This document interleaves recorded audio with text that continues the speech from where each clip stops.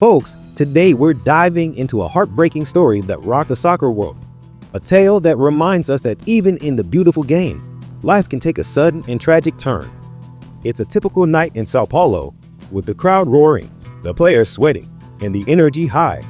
But then, in a split second, the atmosphere changes.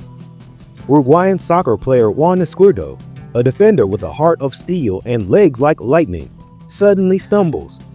Now, in soccer, stumbling is usually just a sign of a bad pass or a slick pitch, but this stumble was different. Izquierdo doesn't just trip, he collapses. Not in the dramatic, him going for an Oscar way we sometimes see in soccer. No, this was real to real. Players from both teams, usually rivals, immediately start waving like they're at a rave. But there's no music here, just panic. They're signaling to the medics like their lives, or more accurately, Juan's life depend on it.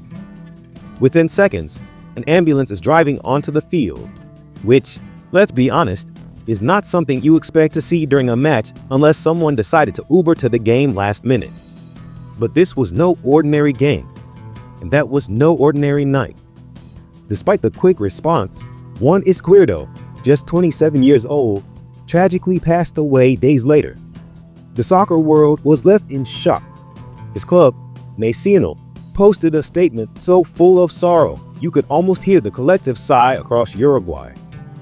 The words deep pain and irreplaceable loss don't even begin to cover it.